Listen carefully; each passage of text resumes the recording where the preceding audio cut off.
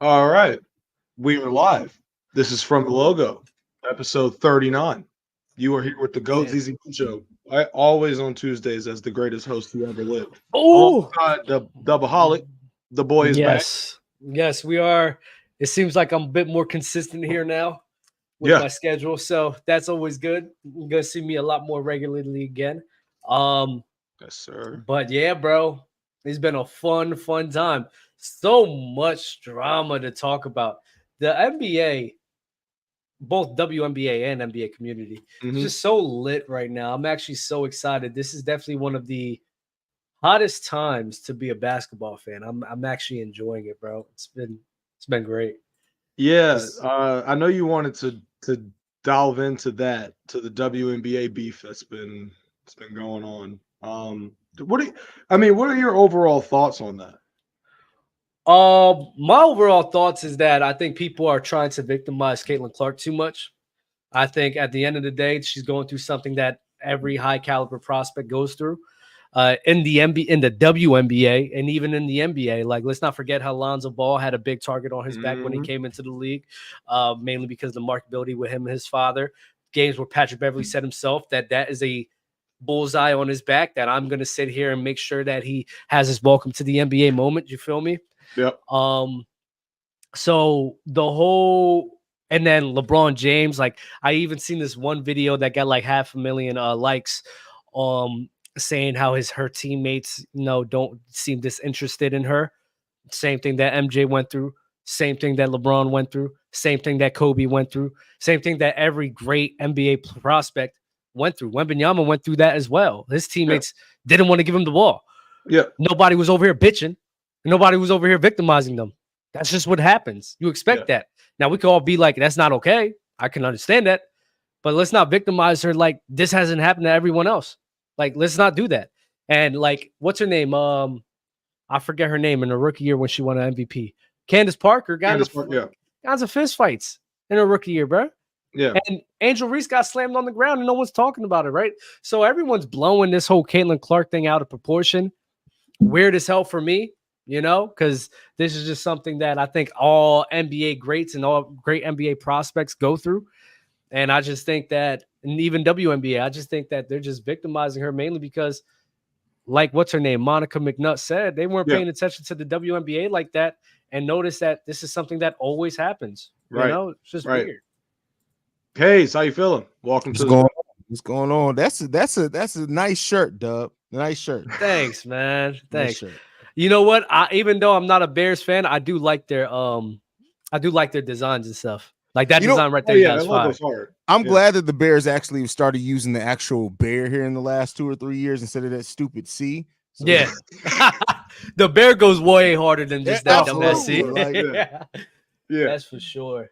Hey, Hayes, hop into this conversation. We were just talking about it as an icebreaker, but you heard the WNBA drama and all that. What are your thoughts on the whole thing and the whole situation? so as somebody who has watched the WNBA consistently for almost 10 years, Okay. I feel like a lot of the discourse from fans are people who honestly are just now tuning into WNBA games for the first time. Yeah.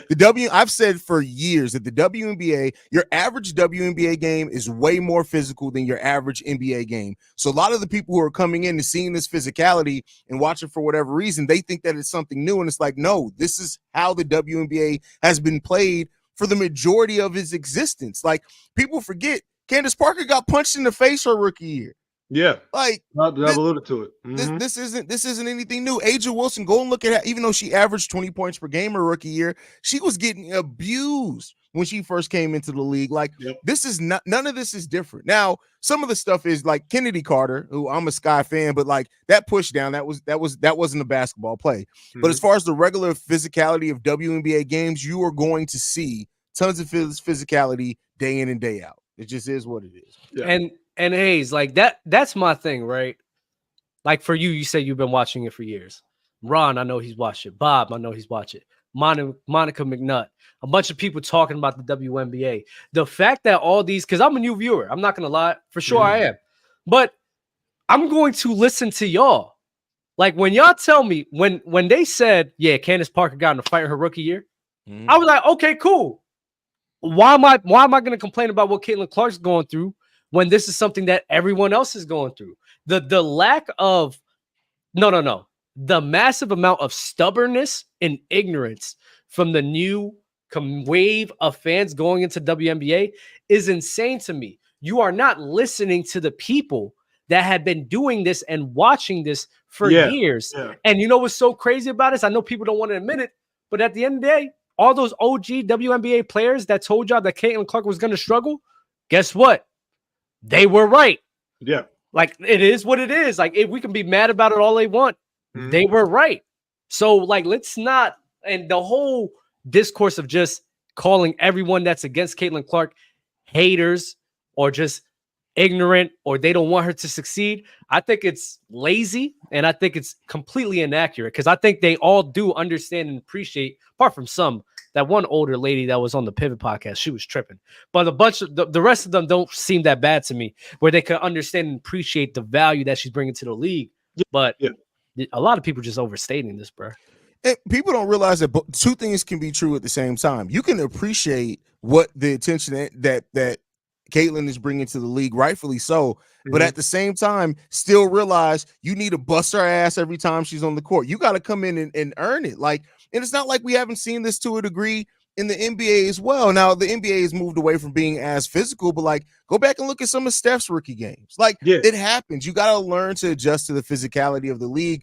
And with the WNBA being so physical day in and day out, Caitlin is going to have to adjust. But at the same time, I'll say this. The Caitlin Clark haters who try to act like she's a bust or whatever, you're wrong too, because she's not. She's just she's averaging 16 points, 5 rebounds, almost 7 assists, over a steal, over a block.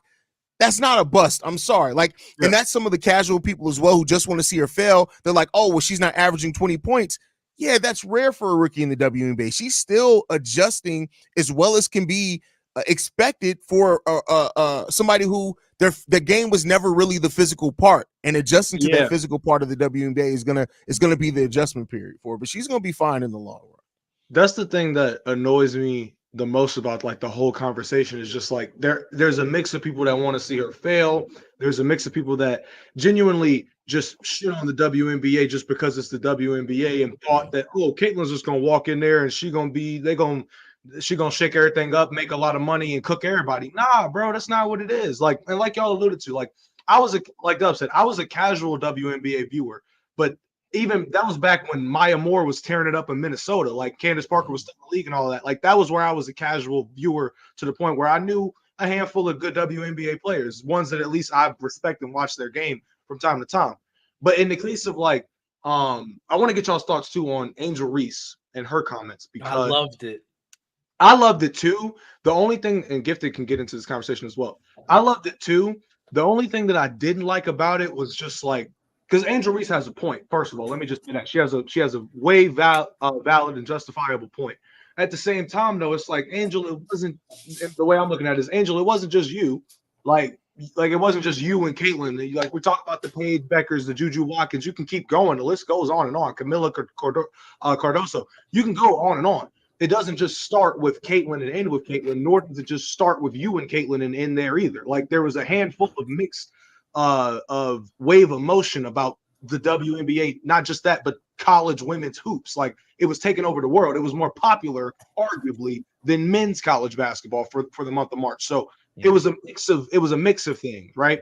The main catalyst for it all, though, like the front runner of it all, was Caitlin Clark. That's just what it is. So I have a problem with players who, just like it's fine to want recognition, right, in a certain light, but to essentially kind of be like, it's me too. Kind of just like it reminds me of when LeBron was in the 2015 finals and they asked him about how he was feeling. And he was like, oh, I'm the best player in the world, so I'm fine, like whatever. And then they lose. I was like, yo, like this is why I see why some old heads be hating on Bron, because they be like, oh, you can't just, if you want to be looked at as the GOAT, you can't just say I'm the GOAT, and it is what it is. People got to call you that. Same thing with Angel Reese's situation. I know that you were going to go down as a pioneer for women's hoops, right, in 20, 30 years. But just let people bring you into that conversation accordingly. Look, if there's a situation that pops up where Caitlin Clark is just getting all the recognition in the world, I wouldn't mind being the person to throw in an Angel Reese or throw in a Paige or throw in a Juju or you know what I'm saying? Like, I don't mind bringing in those other people, but don't just be like, yeah, it's not just her, it's me too. Like, damn, what we doing? No, it's not. Well, people need to realize Angel Reese is legitimately a star outside of basketball. Like exactly. she has the star. Yes, she's a star outside of basketball. Yeah. But for the basketball aspect of it, and that's not to say because Angel Reese is amazing. She's going to go down, and as long as she keeps developing, she's going to be great too. But for the basketball aspect, you'd be remiss if you don't understand the gravity that Caitlin Clark has basketball. Like, yeah. But so before Gifted goes, I want to say something to Hayes and pick up on something that Zizi said, right? Hayes, you talked about how you talk about them being competitors and her coming into the league, right? My whole thing, the stupidity of people basically saying, like they're basically insinuating, yeah, let Caitlin Clark come through the door and just bust everyone's ass. Bro, I'm not gonna lie, that's the dumbest thing to me. At the end of the day, they're competitors, they're competing, they're athletes, they want to earn a paycheck too. It's completely unrealistic for you to say, well, you shouldn't be doing this to her because she has to be great. No, that's the dumbest thing possible. You're basically telling them, just let her do whatever she wants and let her bust their ass. Like, shut up with that. That's just the stupid thing I've ever heard. The stupidest thing I've ever heard in my life. But also, something that Zizi said, man, I was just on the tip of my tongue. I'm not going. Oh, Angel Reese. Angel Reese, to me, 100% right. At the end of the day, everything, this all jump started because of this thing. Yes, we got to be honest with that. It all jump started with this, and the flack that Angel Reese got, people calling her a disgrace to basketball, people disrespecting her and disrespecting her character, and doing all of this nonsense. It was ridiculous. I cannot grasp the idea, guys, that people are jumping through hoops, riding pussy, just to defend a trash talker. Like, that's what they're doing. They're defending a trash talker. And honestly, if you are a trash talker, you know you are inviting controversy. If you're a trash talker, you know you invite controversy. And she is a person that tweeted between the line of, yeah, maybe I could rough somebody up real here, get one off real quick to, let them know I'm here. Like, she invites that because that's her persona. And the amount of people going out just to ride pussy to defend a trash talker, bro, this is just the craziest thing I've ever seen, bro. In 2024, men riding pussy, man. Girls don't ride these no more, man. It's insane. Oh, my God. Gifted. Hop in to this conversation. What's good, everybody? I had some technical difficulties, but thankfully I was able to troubleshoot them pretty quickly. It seems like we're talking about Caitlin Clark and Angel Reese. FYI, your sound isn't coming through your mic; it's coming through your camera. Yeah, appreciate that. Let me fix that up real quick. W Hayes in the chat. W Hayes in the chat. We're 39 episodes in, boys. I just realized that today. Man, we're 39 episodes in. That's crazy. They didn't even realize it. Real, we are the same amount of episodes as LeBron James. Yeah, they slacking. Green would say. They slacking, man. You're good. Am I good? Yeah, you're good. You're good. Okay, word. Yeah. So, okay, I find this a very funny conversation. I'm happy to see WNBA basketball growing. I am. It's growing when people have time to discuss Angel Reese, Caitlin Clark is a controversy. I just want to say a lot of people are exposing themselves for not watching the league in general. The league has been physical for many, many years, right? And again, this is coming from someone who I don't cap on what I don't watch. I was not watching the sport seriously until last year. I wasn't really, and mainly because I just thought, okay, I have basketball. I'm gonna just watch all NBA stuff, and that was all. But their league has been physical for years now. So I will say there are girls in the league that straight up don't like Caitlin Clark. I feel like that is a thing. But to me, it's no different than saying, okay, that's the number one pick. Let's hoop. Like, let's compete. There's going to be plays where, okay, it's not a basketball play. Fine. That's true. Now move on, right? Like, this should not be a conversation where we're like 4 games removed from that play and we're still talking about that one play. I feel like it's a super long season. And to be honest, it's so far from basketball. Like, people are so focused on the racial component and all this stuff. I'm more focused on how the fuck they keep missing these wide open layups in the games. Like, I'm straight up watching it and it's like, dog, I'm seeing Caitlin throw great passes. This is one girl, right? She catches it, stops. She's at the cup, and bricks it on the other side. And we're focused on who's the better star, who's this, who's that. It just feels like a weird conversation. We're so far from the basketball scope of things. But like the NBA, I'm happy because at the very least, you're getting more eyes who, for hate or for protection and support, their eyes are drawn to the league now. And that's great for growth at the very least, regardless if I like those convos or hate those convos. I feel you on that. So you're talking about a league that last year on average drew 505,000 viewers every time it was on ESPN or ABC. So far this season, you're talking about every WNBA game that's been on ESPN or ABC has drawn almost 2 million views. Whoa! That's NBA numbers. Now it's up to them to keep it up. That's crazy. That's crazy. But look. Before you continue, Hayes, I will say this anytime we talk about this topic.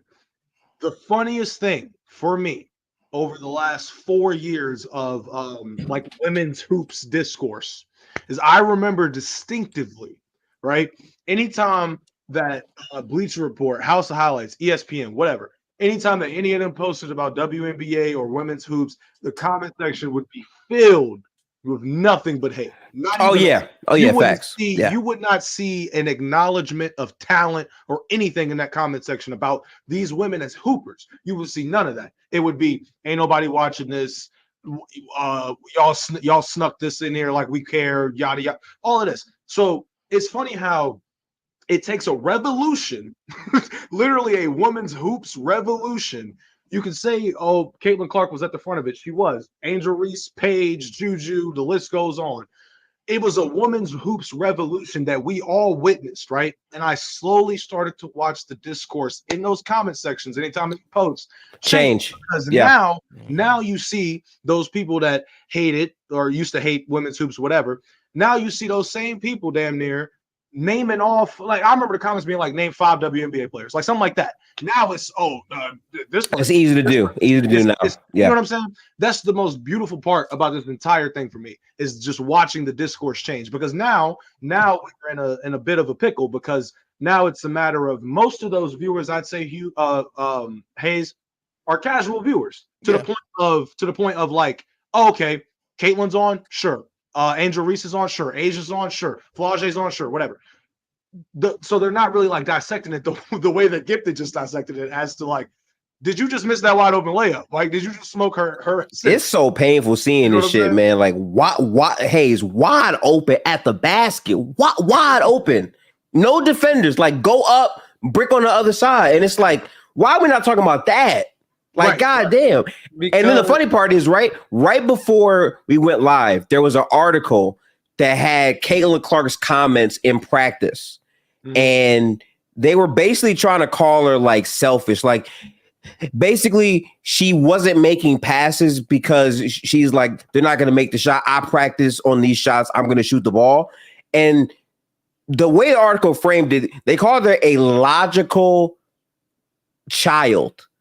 And like, it was funny hearing that, right? Because I promise you, if Kobe said that shit, we're like, oh yeah, real hooper, because he works on those shots. Look at his mentality. But because it's Caitlin, they're trying to flip it to be like, oh, she's not a great teammate, all this and all that. I just think the discourse is so far from what's actually happening on the court, bro. Let's call it what it is. A lot of these, especially more casual or new WNBA fans are idiots, and they feel incompetent because there was women out here who absolutely hoop them up every single day and post them up. That's it. There's a lot of that idiocracy with some of these people. Like, at the end of the day, sexism is real, and I'm somebody who I believe, much like Gifted, like hyperbole in sports is stupid to me.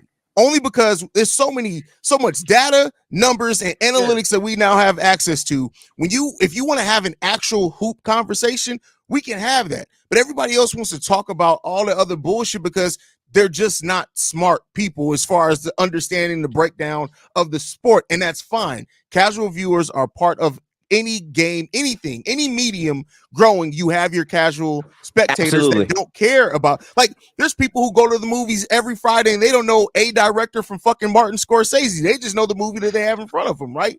And that's cool. But it's the fact that people then try to insert themselves in a space where you're trying to have an actual basketball conversation, and it goes to something else because you just don't understand the game that way. Yeah, and that's why we have programs and shows like From the Logo coming at you every Tuesday, every Thursday, and every Sunday. So let's break away from the WNBA talk. Hayes hit on every single point. Not gonna lie. I wanted to say one last point because I said this actually a year ago.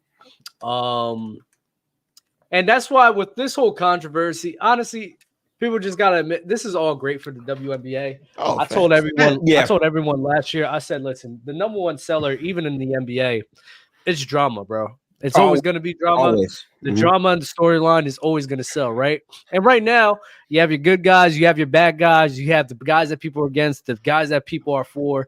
And it's great for the league because, bro, I seen a video go for over 1 million views, bro. Over 1 million views on TikTok and YouTube and shit. And I've never seen that for the WNBA at all, right? So I think this is all great for the league, good or bad, bro. I told Bob and them this a year ago. I said, bro, they need to start manufacturing some beefs to make this brand popping even further. And I said, look what's happening now. All of these beefs is happening, and it's enhancing the brand. So all of this is good for it. But again, this is not possible if Angel Reese don't do her actions, bro. I wholeheartedly believe that. If she don't do that, none of this gets jump started like this. It's like if Caitlin Clark did it, yes, Caitlin Clark is the star power, and I don't want to take that away. But if she was competing against scrubs, people would then say, well, she's not competing against anybody. You also got to recognize 100%. The talent that's been around it. And Angel Reese and Caitlin Clark, you remember that meme that went around with Terrence Howard and Ludacris because they're in so many movies. They're like, when you've been beefing with the same motherfucker for years, that's going to be Angel Reese and Caitlin. They've been doing this since AAU. This isn't just even in college. They've been playing against each other since high school. So there's going to be, in 15 years from now, there's going to be a documentary, Caitlin Clark and Angel Reese. And you're going to see that they've been doing this since they was 15 years old. It's crazy. Yeah. 100%. So let's transition away from the WNBA. Let's drop the W and get to the NBA. So breaking news, ladies and gentlemen. Something that a few of us feared was going to happen, and everybody else kind of knew it was going to happen. The Lakers are closing in on JJ Redick as the front runner for their vacant head coaching position. Let's go! Let's go! So Lakers. Jalen would have you believe that LeBron had nothing to do with this shit, nothing at all, right? Everybody else knows that LeBron had something to do with this shit, or at least stamped his approval on something. Look. Mind of the Game, phenomenal podcast. Great podcast with JJ and Breezy. However, I ain't gonna lie, I really didn't see this coming. Like from the moment that they announced that they were doing a podcast together, I was like, oh, okay, LeBron's about to venture into post-retirement, all that shit. And then JJ Redick ends up as the head coach for the Los Angeles Lakers. So y'all just give me y'all's thoughts on that. I guess what things look like going forward. It's Showtime back in LA, but this time instead of Pat Riley, we got JJ Redick. Like, what are we doing? I'm so happy that this is a thing that's happened because it just makes things very funny, right? You go from a head coach that had no experience as a head coach, that was a assistant, which was something, to a head coach that has literally no experience at all whatsoever, but is a good basketball mind and has a lot of player relationships, which to me, that's really the connection between Darvin Ham and JJ. They both had player connections, and that was a big part of why they became a head coach. Now, will it work? Again, he's never done it before. He understands the game, so it sounds great. But again, we got to see what that looks like.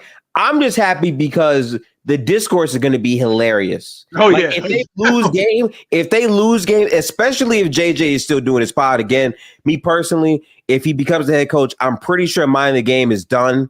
Yeah, I don't think a player and their head coach are going to do a podcast for the whole season. That shit would be insane. The views would be crazy on that if it did.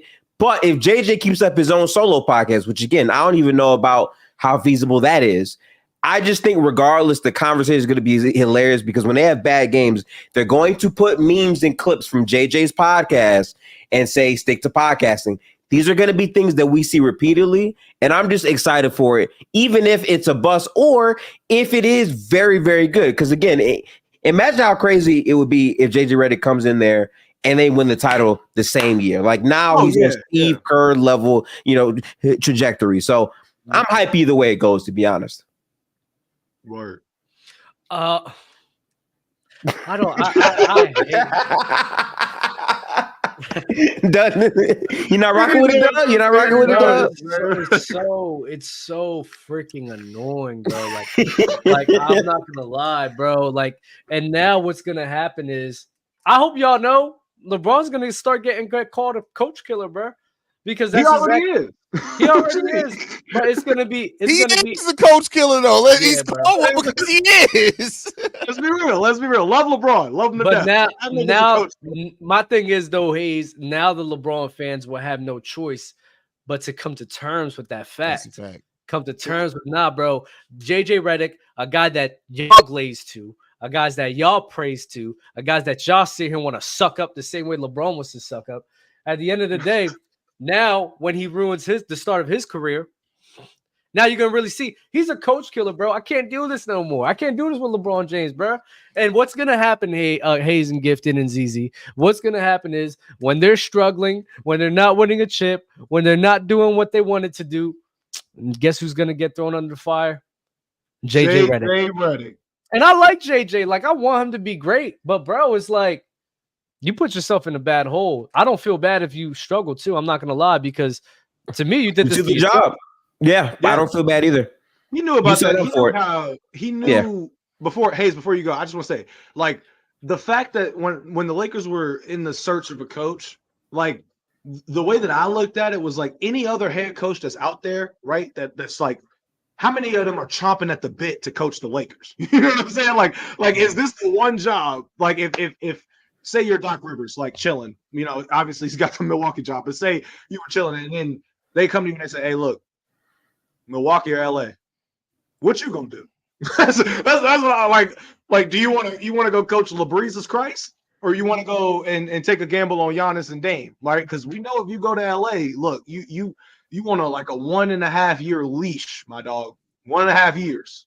Darvin Ham gave you 2 seasons, Western Conference Finals appearance, made the playoffs. What was it, both years, but lost to the same opponent. So it's like that got him fired. Right. And he was new. He was fresh. Right. His shit was green and all that. But then they say, okay, JJ, we know y'all got the little pod. Right. So player connection and all that relationship, you got it with our main guy, the franchise guy. So they're going to take the gamble. But if it don't pay off, like, I would not be surprised. I genuinely would not be surprised. I don't feel bad for any head coach that signs up for the Lakers job, because you've seen how the stories played out for all the coaches before you. You've seen the discourse around these head coaches. You've seen the articles drop the day after losing the playoffs about how bad of a coach this guy was or how they lost. Like, you know what it is. You know the pressure that comes with taking up the head coach job in LA. Because of any fan base, if you're not hooping, if your rotations are bad, or even if they're not bad, the microscope is on you. So you're going to be taking a lot of controversy and blame for simple things. That's just is what it is, especially for JJ, because JJ being a commentator, being someone that has to comment on how the NBA works, being someone that was in the NBA, being someone that is a commentator in the NBA, from all 3 angles, he understands what comes with it. So I don't feel bad. I'm excited to see what happens with it, though. Because, again, do I think there's a possibility that he can be a good head coach? Sure. But I also believe that normally you need to have experience to some capacity, at least being on a sideline in locker rooms at the coaching position. He doesn't have that. He has a good basketball mind. But, again, translating that to winning is a hard thing to do for a lot of people. But I'm here for it. We'll see. I think JJ Redick can end up turning into a good coach. I really do. I think he has the intelligence, he has the IQ to be able to do that. But the problem is that he's going to, as you guys have already said, a franchise with one of the biggest spotlights on it, and LeBron James is there on top of that. There already be high expectations, even if LeBron wasn't on the Lakers. But then you add that to being on the Lakers, it just and not to say that I'm worried, like to Gifted's point, he accepted the job. He knows what comes with the territory, but we just saw Adrian Gifted fired with a 60 win percentage. Yeah. He got fired 30 games into the season, and was replaced by Doc Rivers. Like, it's just like that's the world that we live in. Like, he is accepting that. Now, could he be Steve Kerr and come in and find success right away? Yeah, but Steve Kerr also was a general manager. He like, this is your first job coaching, not just in the NBA, not just as a head coach. This is your first coaching job ever. That's a tall order to come into the Lakers, man, with a lot of expectations around. Yeah, his highest level is he was coaching children, but obviously going from that to the NBA where it's millions of dollars. I mean, like, no, in a lot of ways, as long as D'Angelo Russell's on that, some of those skills are going to translate because you still have. I agree with that. Yeah. You think about it too, like the long list of coaches that have coached the Los Angeles Lakers. I'm just thinking, I want y'all to think too. Chat, y'all can think too. But just think about some of the most random. Byron Scott was a coach for the Lakers at one point, if I'm not mistaken. Mike D'Antoni was a coach for the Lakers at one point. So it's Frank Vogel. The list just goes on. The only prominent coaches in Laker history that get any sort of respect from the generations that pass are Phil Jackson and Pat Riley. Like, everybody else in the mix is just like, yep, he was there. They won. Exactly. No, that's what it is. But even when you look at like a coach that even got the Lakers to a high seed, like you can't really think of like the Mike Brown. Like, you know, it's Luke Walton. They won a title with Frank Vogel, and no one cares about the man at all for the Lakers. No one cares. He lost his job. Like it's so crazy to me. So JJ's walking into a situation where I'm like, hey, look, I would not be surprised if we learned that LeBron and JJ were cooking up some shit like while LeBron was doing the pod. Like, hey, look, if we did this one scheme a little bit differently, if we put AD right here and we give D'Lo less minutes, like, you know, like they were probably cooking up something. But like I alluded to, it's not that we're questioning the basketball mind of JJ Redick. I don't think any of us are doing that. We understand from an IQ perspective, JJ can break down some shit like better than most coke dealers. Like he's like that, right? The problem is the experience. I looked at Steve Nash when the rumors were being floated around that he was a potential candidate for the head coach position for the Brooklyn Nets. And the first thought that popped into my head is coaching experience. The second thought that popped into my head was, why are they doing this? Oh, wait. Yeah, he was a pretty smart point guard, so I guess that makes sense. And then that shit turned terribly. But the main reason why I think that it was so bad genuinely is because I think that Kyrie and KD were like, hey, bro, come, we got a head coaching spot open. But in their heads, it's like you're just like an extra friend. Like you just like we're not gonna listen. We just want to play ISO ball, and we know you're gonna allow it because you ain't got no other schemes. So it's what you know. So I feel like him walking into that situation, like Hayes said, it's the Lakers. It's not just the Lakers, bro. It is LeBron's version of the Lakers. So it's like expectation doesn't just go to the role players, the front office, the head coaching spot. It like, bro, good luck, my dog. Good luck, JJ. Hopefully y'all make the play. I don't even know. Like, what if they make the play and he still end up getting fired? Like, it would. That's a realistic possibility. Like, bro. But you're muted, Gifty. Sorry about that. Yeah, I'm not surprised because again, we live like no head coach is safe, bro. We live in a league where if players don't perform, but they're superstar level players, the head coach is the first one out the door more times than not. Because more times than not, that's the guy who is easily cuttable. So again, JJ taking the job, he knows what comes with it. So if he gets fired, I'm not really feeling bad for JJ because he understands the situation that he's going to, where you're literally tasked with managing the egos of LeBron James, Anthony Davis, and the rest of that roster and succeeding.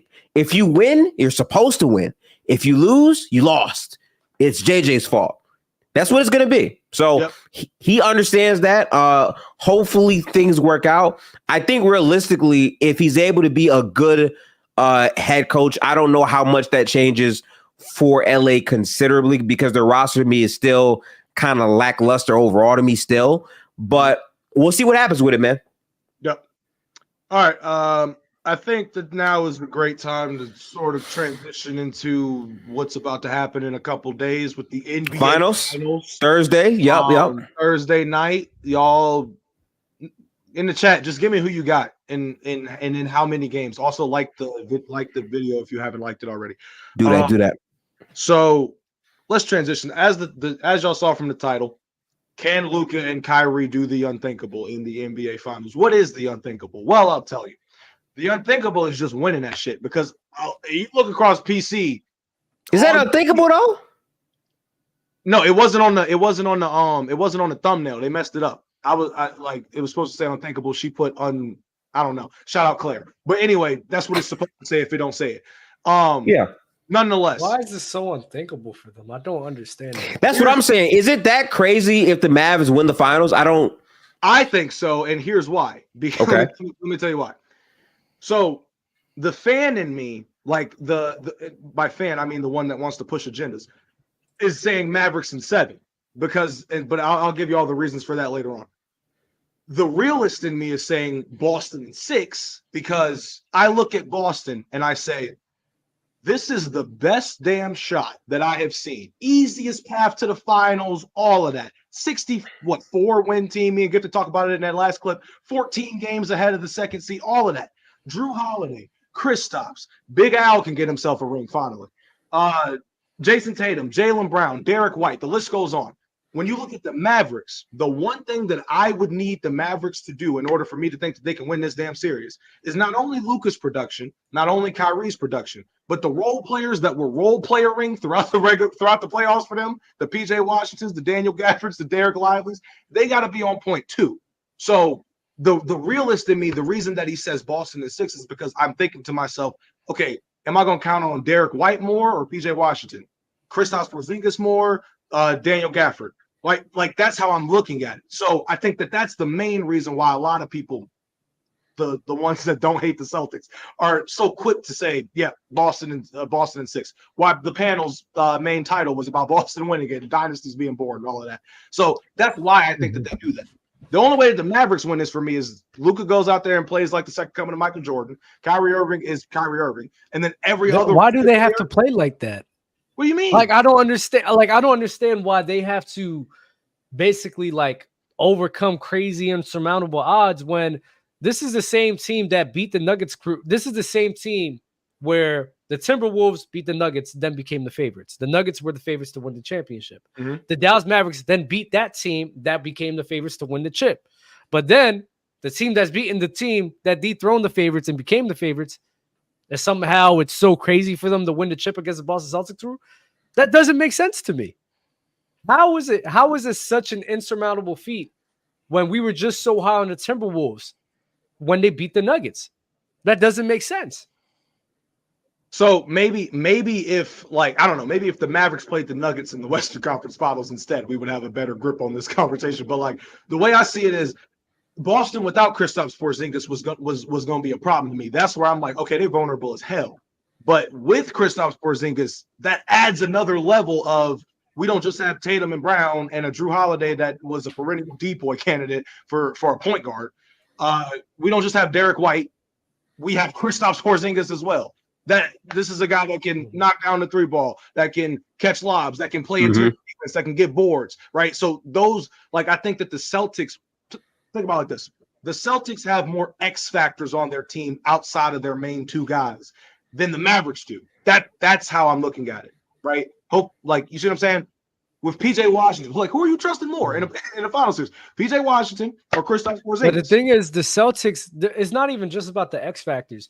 When I'm looking at this series, you have Luka Doncic, where I'm not even going to question the greatness of what he can be and who he is as a player. Yeah. He's a special player where I'm not even going to doubt what he can do. Kyrie Irving, especially as a second option, I don't find a reason to doubt what he can do as well. So we're talking about all these X factors. But why aren't we focused on the guys? Why aren't we focused on the number 1 guy and Jason Tatum where he needs to show up? And if he keeps being inconsistent with turnover prone, that's going to be an issue. Jaylen Brown, inconsistent, turnover prone. Are you going to show up, right? We can talk about X factors all we want, but what's going to define this series right now is the best players. And if the best players aren't, and if JB and Jason Tatum are being their inconsistent selves like they always are, yeah, God bless. They're done. They're not winning anything. You can have all the X factors you want. They're not cooking up anything in the kitchen, bro. You think so? I don't see. My main question is how deep can Jason Kidd go into the depth of the Dallas Mavericks for a final series? in comparison to Joe Mazzulla. Like you said, Doug, you ain't lie at all. Tatum and Brown, they got to be good. Not even good. They got to be great. All right. Now, what we're factoring in is, what if they have a bad game? What if they both have a bad game too? But Derek White has 7 threes and Kristaps has 21 and 10. Those X factoring is gonna. That's gonna be. The thing is, they both have both the teams has X factors. Both the teams has X factor that they could rely on. PJ Washington has showed that. Derek Lively has shown that. What's his name? Derek Jones Jr. has shown that. They've all shown that they have X factors that they can rely on. They all have shown that. So what's going to really put them over the edge in this series? Well, it's going to be your 2 best players, because Mavericks role players have stepped up, Celtics role players have stepped up, and now it's about what the best guys are going to do. I trust Derek Lively what he can do. I trust Gabbard what he can do. PJ sold me too. But that's the thing, though, Dub. Hold on, you got like I personally pump the brakes on saying stuff like that, especially when it's new territory. Look, I agree with you on the point of the X factors have shown you throughout the regular season. Throughout the playoffs that they can show up, right? The way that I look at it is, you can flip that and say, well, Jaylen Brown's been consistent all playoffs too. So is Jason Tatum to an extent. So much so to a point where Jason Tatum, they're going up against teams that lose their best player by game 3, but the series is already wraps by then anyway. And Jason Tatum is still giving you 26, 10, or is he averaging 29, 10 and something? So it's it's tough. And another thing too that makes me lean more Celtics is the Celtics are walking into this finals knowing that they have to win it, right? After being defeated 2 years ago. So redemption and the idea of them going in with a purpose and a motivation, that's something that I think a lot of fans aren't really looking at them. They won't be the same old Celtics. I think I will make a different point than that one, to be honest with you. Like I think the counterpoint would be, yes, the Mavs X factors have showed up, but the Celtics have more X factors. Yeah, they have more guys that can give you more variance games than the Mavericks do on a night-to-night basis overall. And if you sure about that? I'm 100% sure about that. We can go. Okay. No. Stop. Let's name the best players real quick, in order. Luka, Kyrie. In order. Jason Tatum, JB. No. For both teams, I'm saying as a collective. Okay. Luka, JT, Kyrie, JB. Okay. Now let's keep going. Which, by the way, there could be an argument for Jaylen Brown to be better than Kyrie, but we're not talking about better. We're talking about how many. You said was the amount of X factors. Yes, and I think when you start, and I think when you start naming the X factors for Boston in terms of the variance that they can give you, they have more guys who can give you variance than the Mavericks do. It's really PJ. And it's really Derek Jones. Those are your 2 guys who are going to be your biggest X factor guys on the Mavericks, outside of maybe Jaden Hardy. That's Derek Lively too. You think so? We're talking about X factor. Derek Lively's an X factor. Gafford is an X factor. Hardy can be an X factor. Kleber can be an X factor. Okay, Porzingis, Derek White, Drew Holiday. Those are all X factor guys.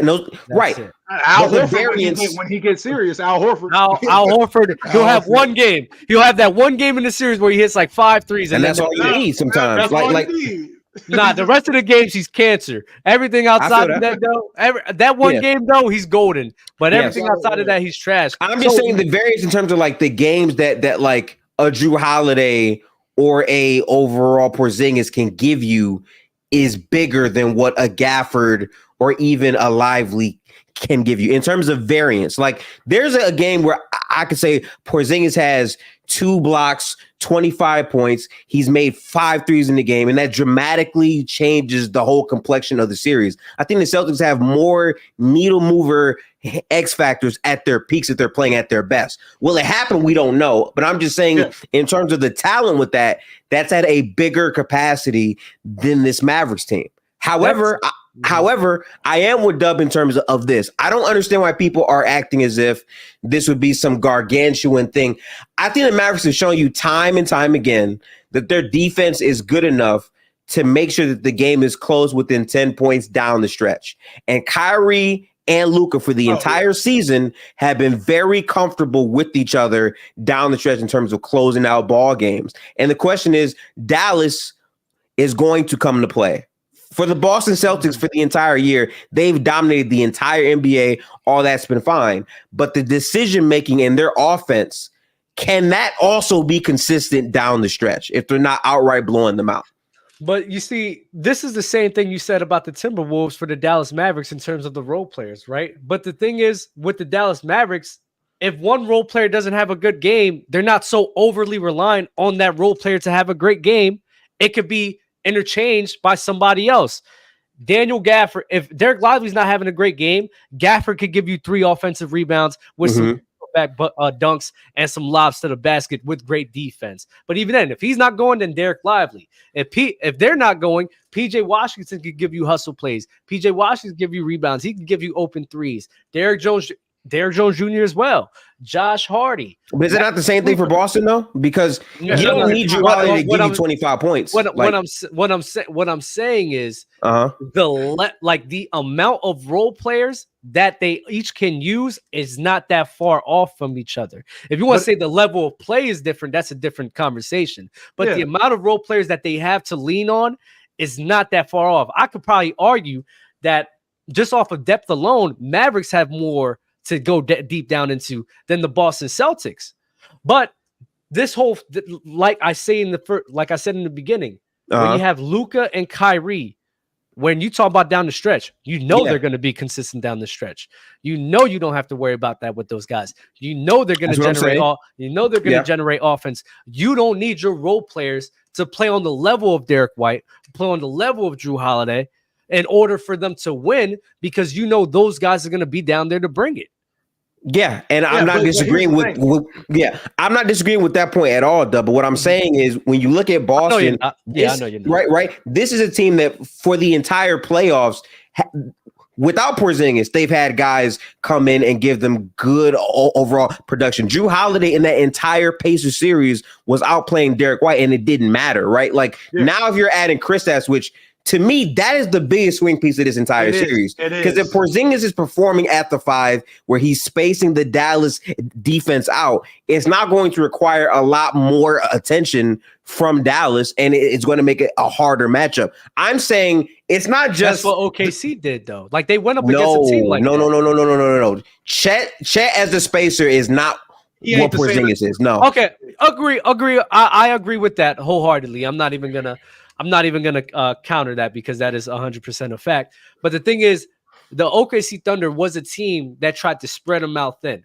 Right. Now their rotations was good, and they preyed on even though Shea did great, they preyed on some of the lack of experience and decision making that Shea hasn't reached in yet, to where he wasn't seeing that man open the corner and forcing him to hit some tough, crazy mid-range shots. That's fair. So even though Boston got some good mid-range shooters, that's not really their identity, And that's something that I assume that Dallas is going to try to prey on.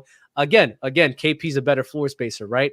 But this is something that my whole thing is, Dallas has been more tested. They've seen a team like this. I agree with that.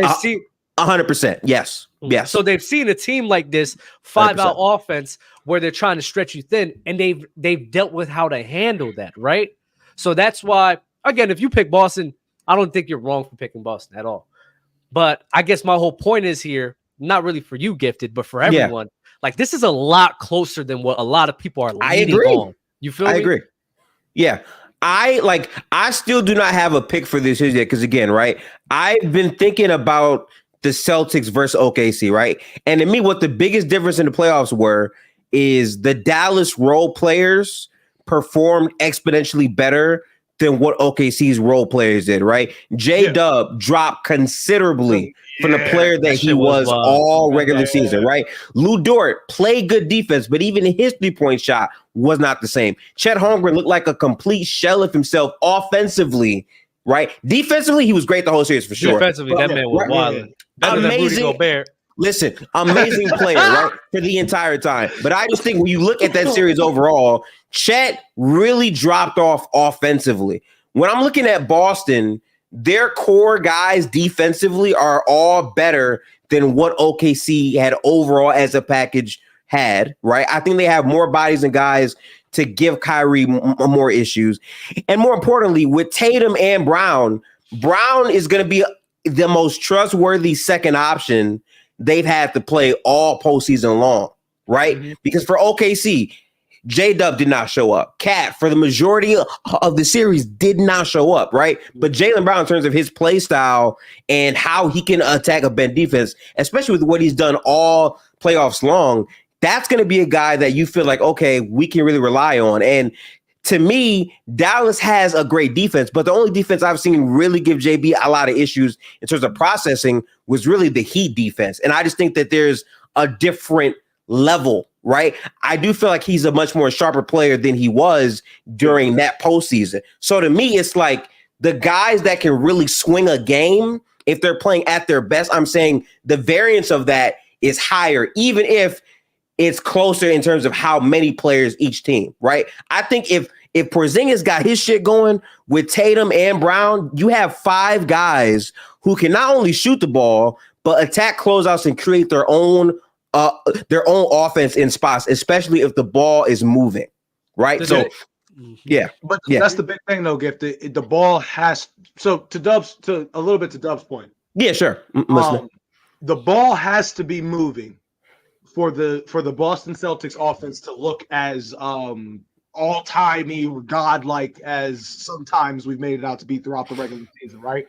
The one problem that we have with Boston constantly, Dub, you can attest to it because your favorite team played them and beat them more times than not in the last 4 years. But the one problem that they have is stagnant offense or identity crisis offense, where it's a my turn, your turn type thing between JT and JB. But where Porzingis comes in and flips that's your Swiss Army knife, right? This is the guy that can come out there and give you a 20, 10, and 3 block game, shooting 4 or 5 from 3 or what have you. And that's the guy that your defense now has to factor in when we're thinking about defensive schemes and that, because your hands are already going to be full in terms of figuring out, okay, they'll probably put Derek Jones Jr. on Tatum, and then why can't I think of his name? PJ on Brown or something like that, right? Yeah. So the focal point is, if you're the Dallas Mavericks, is okay. For example, Luka Doncic, I have no anxiety, worries about him performing in the finals, right? He's going to be the best player in the finals. I still believe that no matter what. Yeah, I can't even argue with that one. And then for Kyrie, I kind of he's playing Boston, so I'm putting all my money on the over. Like, don't get me wrong, but everybody else, that's the X factors that we're talking about. Everybody else has got to step up and help fight off the 3 to 4 to 5-headed monster that is the Boston Celtics with a healthy Kristaps Porzingis. ZZ, I think you just named the X factor, by the way. What's that? Kyrie Irving. This Kyrie shit, like this to me is the series where Kyrie matters so much. Because the formula to beating Boston is matching their pace, getting out in transition, and that's the biggest value Kyrie brings to this team. That's actually how they cooked the Wolves in the last match. Kyrie would push pace, get guys out in transition, easy lobs, right? Kyrie doing that against Boston has to be seen, especially in the half-court set. Boston's been the one team in the league that routinely, when matched up with Kyrie, have done a really good job historically at guarding Kyrie. He's going to matter a lot in this series. Yeah. One thing I do want to say, like, you have to talk about Jaylen Brown and how he's been performing in like this season. That's why I don't like. That's why big portion. Like, I don't care what people be doing sometimes, because at the end of the day, Jaylen Brown going up against a weak Pacers defense, going up against the Cleveland Cavaliers defense that didn't have a POA because he was on JT and Jared Allen wasn't there, and then going up against Miami. Like, it's not moving me like that. But even then, even in those games, in those series, you've seen some of his same issues that he's been going through. He's just going up against easier competition. He's going up against, and this is similar to how people were talking about Ant-Man and Cat. It was a big surprise how Ant-Man and Cat struggled in that series, because everyone was like, oh, they've been cooking all postseason long, without them thinking about the fact, well, all postseason long, they were facing bigs that couldn't jump. So, yeah, they were cooking up teams that didn't have great interior defense and just great defenses in general. So Jaylen Brown going through the gauntlet in the East with not great teams to really match up against him is not moving me, because now you're going up against the Dallas Mavericks defense, what I think has been severely underrated, because what Jason Kidd has been doing with that scheme, Has been good defensively. The rotations, the help. Bro, it's been phenomenal what he's been doing with that crew. This is a like people talking about this is a test for the Dallas Mavericks. It's also a test for Boston. This is the best defense you faced against some of the all postseason long. And, and you're going up against a defense that's gonna have a rim protector down there, damn near 48 minutes of the game, because it's either gonna be Derek Lively or Daniel Gafford, and against wing defenders who have long arms that rotate very, very well and properly, right? They've been doing that all postseason long. So what I'm saying, bro, is like, and somebody said, I don't even like Jason Kidd. He was pissing me off in the beginning. He's moving me a lot right now. I'm not even gonna hold you. He's moving me a lot. Dub. Everything you said was brilliant. Everything you said was spot on. But again, there's two things that have to be pointed out right here, right? Now, I can't speak for the masses, but for me at least, right? It wasn't the fact that Ant and Cat struggling is what was surprising. It's the fact that both of them in the same game could have awful games at the same time. I thought there would be variance in terms of either Ant or Cat on a given night would play well. For the majority of the series, they both underperformed at the same time. When I'm looking at Boston, I'm saying, okay, they have a legitimate 5-man unit where everyone can shoot, right? Yes. You can hide Gafford or Lively on a non-spacer on the Wolves, right? I can see that. But for Boston specifically, all of their guys can shoot at a pretty good clip and they can attack closeouts. For me, if Porzingis is shooting lights out, they can't just leave him to roam off of one of those guys. That's my question. I really want to see how Jason Kidd I'll answer that. You have two physical bigs and Daniel Gafford and Derek Lively where that can sit here and contain Kristaps Porzingis. But even then, Drew Holiday, this is the best offensive output he's put damn near in his whole entire career in the postseason, right? He's the guy. Wait. He did cook Dame in that first round of 2018. Don't forget. Defensively, offensively, he was cooking Dame offensively too that year. Yeah. Look up them stats, boy. He was whooping that ass. Oh my god. Oh yeah, he was. Holy shit. he was giving Dame buckets in that series. I'm not gonna lie. It's been a while. True. Yeah. But again, like Drew Holiday is a guy where, to me, I still don't think he's that strong of an offensive player. To me, again, they're going up against weak teams that not really too many people can contest and contain. That's why I said last episode we got to tax the East, because to me, regardless if they were healthy or not, that's the weak East. I don't give a fuck. If they were healthy, it would have been the same argument now. No. Because if the Knicks healthy, I think that would have been a test. I'm with you, Dub. If the Bucks healthy, that could have been a test. No, I think those could have not the Bucks. The Giannis and the defense. Knicks. I think the Knicks definitely would have been a test for them for sure. I think if a healthy Joel Embiid and Sixers, that could have been a test for them, because you know how those series gets, right? Yeah. Even a healthy Miami crew, that could have been a test for them. So the whole thing is the teams that could have tested them weren't there to test them. So it's like we don't even know how good these guys really are, because I say all the time, Gifted, it's easy to play well against bad teams. It's easy to play well against teams that really can't contain you. And it's easy for people to misconstrue their opinions because they're going off of the blanket statements of them cooking these teams and think that they've changed when they really haven't. They've really just been the same exact team. And my point is, maybe this is the same exact team that we've been seeing for years now. We just haven't seen it yet because they haven't gone against a defense that can actually do that, like the Dallas Mavericks defense can do. And so you really think that the Dallas Mavericks defense is that good to the point? Their defense has been, like, people keep saying, "Oh yeah, Ant-Man and Cat didn't show up," and it pisses me off because it's like they're not giving credit. They're not giving any type of credit to what Derek Lively, Gafford, PJ, Derrick Jones Jr., and even Kyrie and Luka to an extent, and the defense they were playing to make sure, Ant, you didn't get dribble penetration. Ant, we're going to make sure you take pull-up jump shots. Ant, even you could take some threes. We're not letting you get down to the rim because that's how you get going. Cat, even when you're matched up in the post, we're leaving Rudy Gobert to blitz that help every single time so that you have to change your shot, right?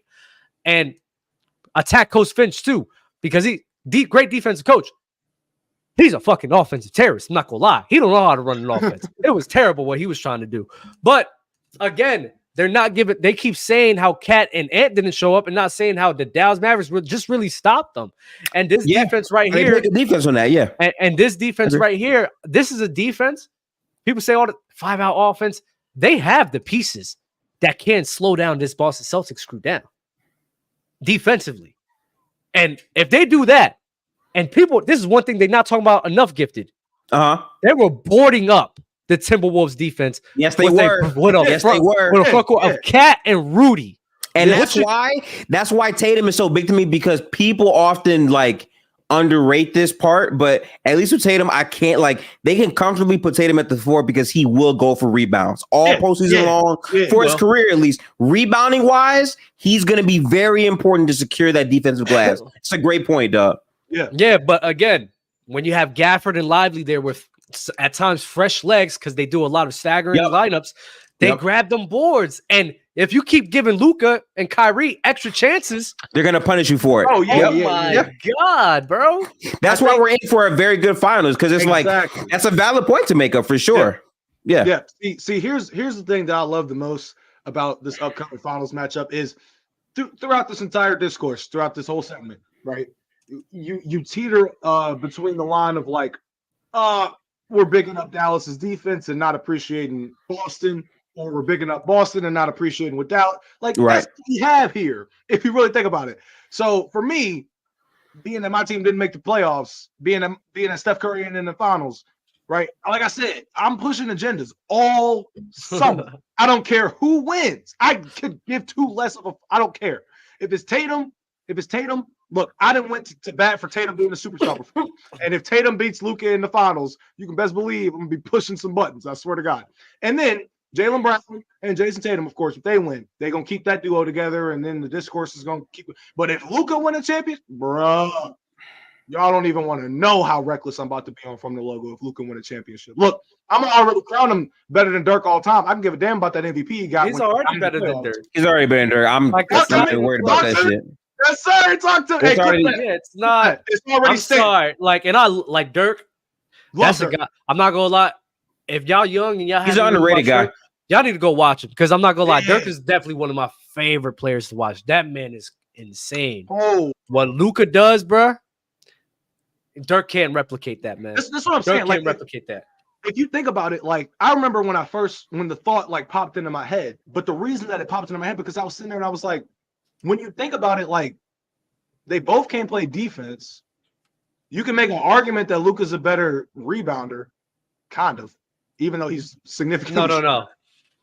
You can, you know what I'm saying? You can make playmaking, scoring. They both can't play defense. So I'm still picking Dirk. He's too tall for rebound. Yeah. Okay. Fine. They both can't play defense, but outside of that, what is Dirk better than Luka at? In terms of the game of that, is Dirk a better defender than Luka? I guess yes. Yeah. But you think Dirk's a better defender than Luka? I think when Dirk was locked in during that finals run, he showed you, I can body up and make it difficult. Yeah, I mean, bro, you disagree? It's not moving. It's not moving. All right. Okay. You're next to Sean Marion. You're next to Tyson Chandler, Jason Kidd, and all that deep defenders. It's not moving me like that. Luka's next to also really good defenders right now. And if Dirk was in the league right now, he would be the things that they would do to him would be disrespectful. It'd be a little rough. It'd be a little rough. It would be disrespectful. It'd be a little rough for him. It'd be a little rough for him. I agree with that. He will be. It will be like. It will be Lauri Markkanen bad. Actually, that's perfect. Lauri Markkanen is not even that bad, bro. Actually, that's a perfect. Nah, I think he'll be worse than Lauri Markkanen defensively, not the player. Okay, right? No. That's disrespectful. That's disrespectful. Listen, I don't need a ring to tell me that Luka's a better player than Dirk. And respect to Dirk, I really do. But I feel like Luka's peak as a regular season player has been better than Dirk. I also feel like Luka, postseason after postseason, Luka has been a all-time playoff performer. Yes, like all time at his age. So I don't need a chip to overall solidify that. However, Luka winning a ring, beyond the Dirk shit, because I'm not even worried about that. What it will prove for a lot of people is that basketball can be won more than one way, right? This notion that you can't win playing Luka's brand basketball, which I always found dumb, is permanently dispelled if you win a title that way. Yeah. At least for the masses. Because, okay, well, he won. There's an example that you can play that way if you're good enough. Yeah, but if you really think about it, Gifted, like to that point, they've done that with everybody. There's the point where the media was like LeBron's play style won't be enough to win a championship. Giannis Antetokounmpo, Steph, Golden State can't win. Yeah, exactly. Right. The 3-point shooting thing with Charles. Jokic too. Yeah. Think about. So why do y'all think that is? That's why I stopped saying that. I'm not gonna lie. Right. After this whole surge of just these random behind players, play styles winning it. Yeah. At the end of the day, majority of these guys are good enough. They just got to build the correct team, bro. Exactly. The way you play basketball, you could probably win.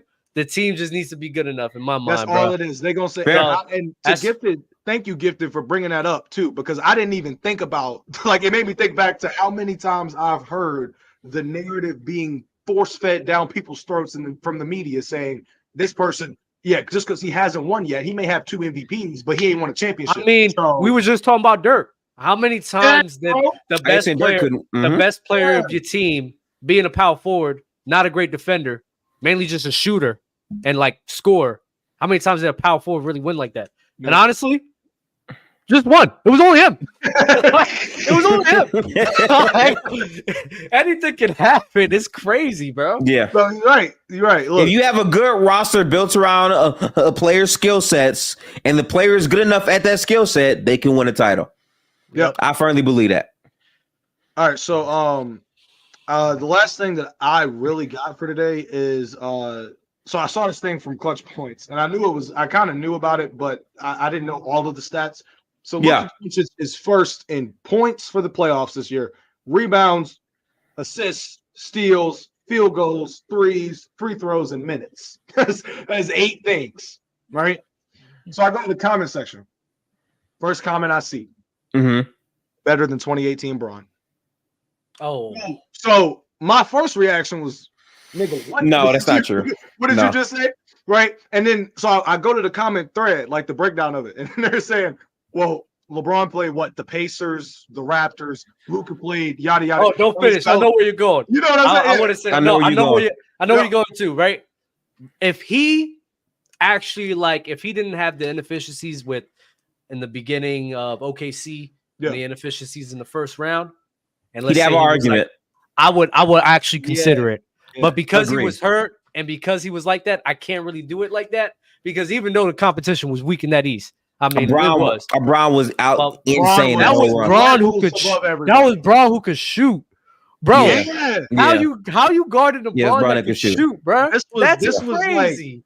And I remember that Braun too. This was when LeBron you could tell, right from the outside standpoint, you knew he wasn't going to win the finals, but you knew he was going to make it there because this was like the birth of that. All those games, the distance too. In game one, he had me contemplating that. 51. Yeah. Bro, he had me contemplating that maybe they can fucking win 2 games, bro. That's crazy. Bro, no, I'm not gonna lie, bro. That Braun right there was. That Braun is a very hard Braun to beat postseason wise because it's like the first round and the last round both went to 7, and then he swept the Raptors in between because it's fuck the Raptors. That's how we felt basically, right? So I can't say that when again I watched Luka and we can't lie. Luka is feeling healthier now. He tore apart the best defense in the NBA. That deserves a lot of credit. But before that point, we can't act like Shea wasn't the best player in that series. And versus the Clippers, they were also hampered. Hey, respect Victor Oladipo, man. He was the best player in that series. Shit. He can't even say that shit with a straight. He can't even say that shit with a straight face, man. Come on, man. He was cooking though. No, yeah. Listen. Indiana Victor Oladipo was great. I really wish we got a chance to see a healthy Victor Oladipo with Halliburton. I think that would have been nice. That would have been a great pairing to me. Yeah, man. Just think about that. That 2018 finals. The most entertaining part, looking back on it, the most entertaining part of watching that postseason, I found more entertainment in everything outside of the Western Conference Finals for Warriors and Rockets. The most entertainment that I found was in that first round because I remember my thought back then was LeBron is doing this shit by himself. Like George Hill, J.R. Smith, what's left to Kevin Love, what's left to Tristan Thompson. I was like, Braun is essential because I remember that team too. when they traded Derek, they traded everybody, dog. Isaiah Wade, Thomas, Rose, IT. Yeah. Now y'all know Rose is my favorite player all the time. So back then, when Rose was on the Cavs, I was like, shit, Rose about to go to the finals with LeBron. And then they traded him. And then George Hill missed that free throw. And to this day, George Hill missing that free throw. Yeah, true. But even then, like this is how a crazy carry job he was doing, bro. Like it was just wild. Like Toronto, though, like I don't know what happened, but in Toronto, he was doing trick shots off the wrong hand against Toronto. He did not respect them. Not Toronto, what's it called? Like J.R. Smith was shot like 50. Kevin Love was going crazy 3-point shooting wise and everything. But in the Boston Celtics series, Gifted, look at this, right? Look at this. Yeah.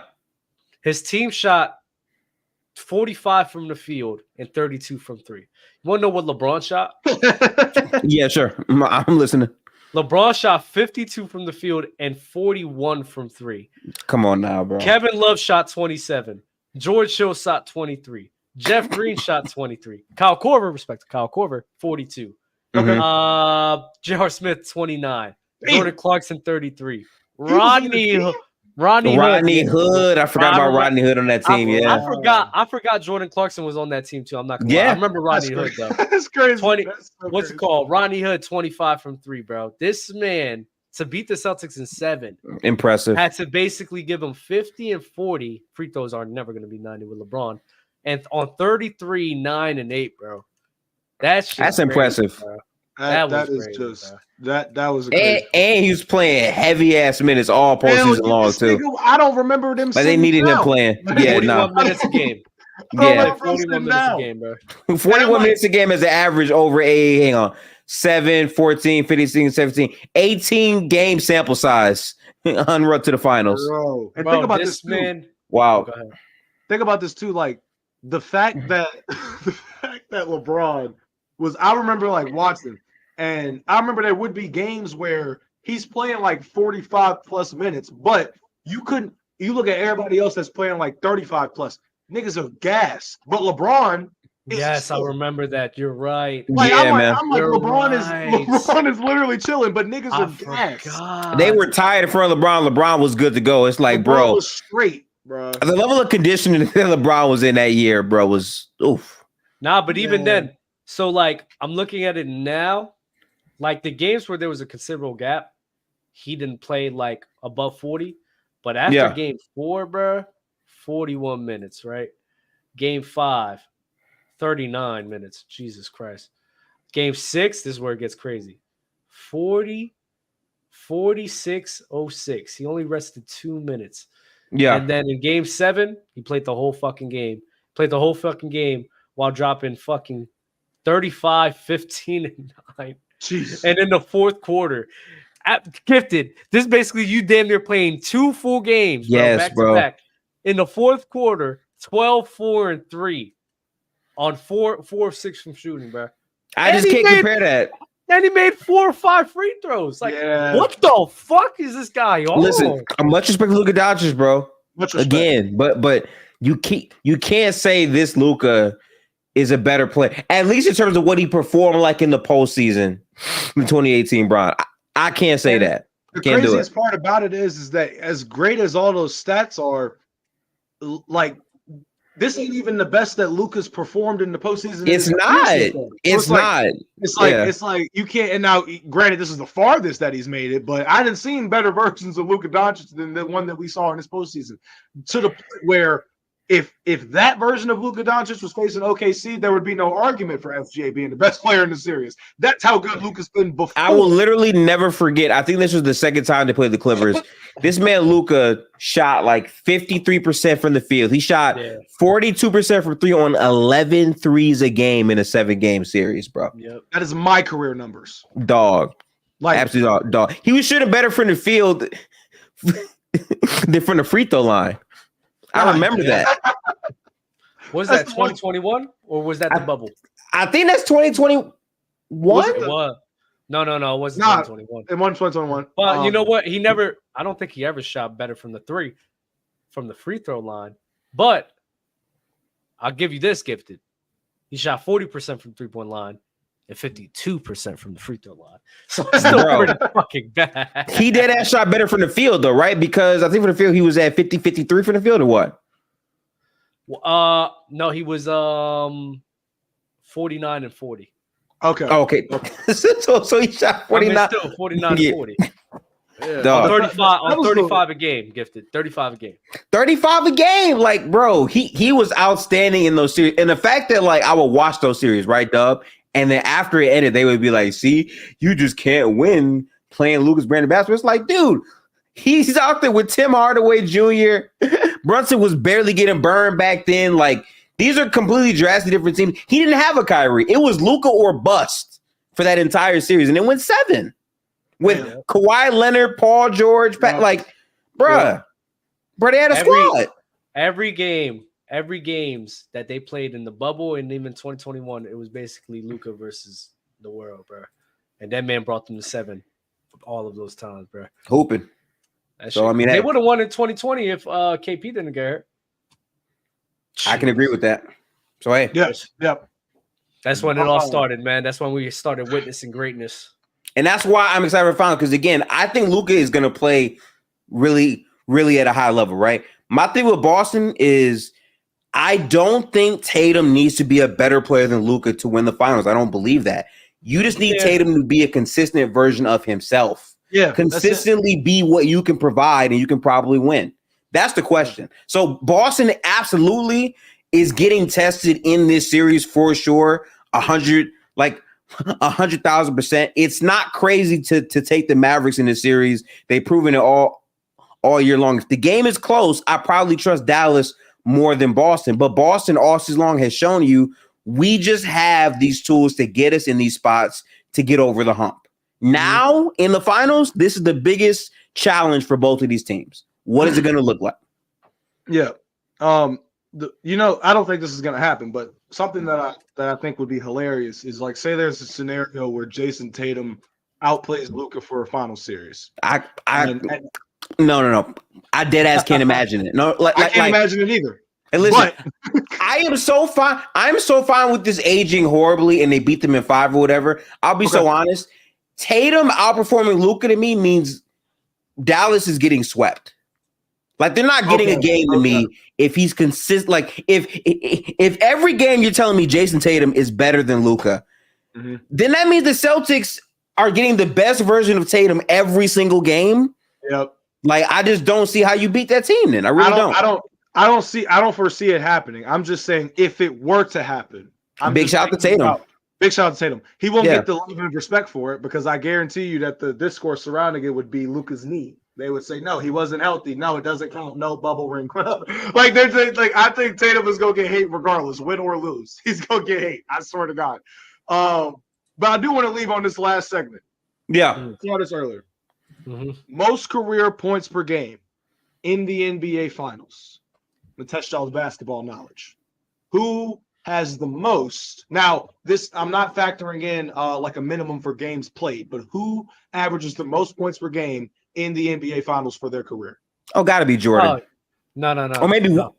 Wait, is it Wilt? Is it Wilt? No, it's not Wilt. It's what's his name? Rick Barry. It's Rick Barry. That's right, Rick Barry. It's Rick Barry. Now, here's the thing, Gifted. Gifted, you're right, though, because I said the same thing in my head. I was like, no, it's Jordan. Jordan's up there. Why, the reason, when you look at the list, it's Rick Barry with 36.3 a game, but 10 games played, right? Wait a minute. How much did he average in the final? 36.3 a game on 10 games played. 10 games played. Now, that's why, because only 10. Exactly. Allen Iverson is next on the list, 35.6, 5 games played, just the 2001 NBA Finals. Third on the list, 35.2, Giannis Antetokounmpo, 6 games played from 2021. Michael Jordan, 33.6 per game, right? 35 games played. I don't think I understand how crazy that is to average 33 on a 35 game sample. but what's even, you're right, Gifted, you were 100% right. What's even crazier than that, is the next person down from Michael Jordan's 33.6 a game. Can we guess? Jerry, go ahead. You just said it, Jerry West. I did. It's Jerry West. But guess how many games? A lot of fucking games. He had a lot. He went to the finals a lot. I'm gonna guess many times. 8. I'm gonna say 32. 18. I'm gonna say 32. I'm gonna say No, no, 32 no. for Jerry West. That's the ballpark. Michael Jordan played 35. Okay. Now, 28? how much? Jerry West played averaged 30.5 points per game. I like 40s. 55 finals games. 55 finals games? 55. That's a lot of losing. And only won That is a lot of losing, unfortunately. Man. That 55 is just crazy. But that's crazy. Yeah. Next up on the list, the two that rounded out is Kevin Durant at 15 games per played, 30.3, right? Obviously, OKC, the Warriors a couple years. And then last is Nikola Jokic with 30 a game on 5 games played. But to me, the list basically tells me that Michael Jordan is the greatest finals performer of all time. 33 and 35 is so fucking wild, man. I was like, that's yo, crazy. this nigga. I remember there was 93 Jordan average was a 41 a game in the finals. Like, bro, what are we talking about? Averaging 41 is so averaging like that. To hate on a nigga that averaged 41 in the finals is just diabolical work. I don't give a damn. 41 nigga, 41 is crazy. I did that on my career last week. I'm not even joking, right? So it's like, but this nigga did it in real life, right? Mm-hmm. Crazy shit. The one thing that surprised me the most though was that LeBron was not on this damn list. Now I'm assuming that LeBron is probably at like 29.7 or something. I mean, he's played a lot of finals games. He's played a lot of finals games. So like, yeah. How much is Braun? Braun's probably averaging like 28, 29, 10, and 9 or some shit like that. Yeah, most likely. But Luka Doncic, the reason that I looked at that list and it really made me think was I was like, bro, I'm not even bullshitting y'all. I genuinely think Luka can average like 2006 Wade numbers in the finals. Like, I'm not even joking. Like 35 a game, easy work. Now, if he is to do that going up against this defense, I would genuinely be like, yo, this might be one of the greatest basketball players I've ever seen in my life. see, listen, I don't know if this is a hate or not, but I generally feel like Luka is going to get his numbers. I feel like Boston is going to play their defense to take away Kyrie Irving and make their role players a bit more valued, while Luka is giving you his best individual games in terms of him overall putting the ball in the basket to make sure that they can tire him out. I think that's probably the path you take to try to beat them. Because if you're taking Kyrie out of the games and Kyrie isn't really pushing pace, yeah, Luka can cook, but that's probably not going to beat you if that's the case at the very least. Yeah, I feel you on that. So we'll see, man. I ain't got much to say to that, bro. We'll see. We've been talking about that the whole episode. Yep. I cannot wait. I can't wait to see it. I really can't. I don't have a pick yet officially. I still don't. I've been watching a lot of tape back from both teams during the overall regular season and whatnot, but it's going to be a very, very, very, very good finals. People who act as if Dallas can beat the Celtics makes no sense to me, though. They definitely can. They've shown it all postseason long, and they can show it again. So we'll see. All right. That about wraps it up for today, ladies and gentlemen. Thank you always to the talented, gifted, and talented Dub for stopping by, and Hayes, W. Hayes. He had to head out early. Jalen wasn't here today. Hopefully he'll be here Thursday. Y'all got any final thoughts? Salute, bro. I just can't wait for this. Real hoops. I can't wait. Real hoops. All right, so chat, be good, be safe. We'll see y'all on Thursday before game 1. Peace. I like the video. Peace out.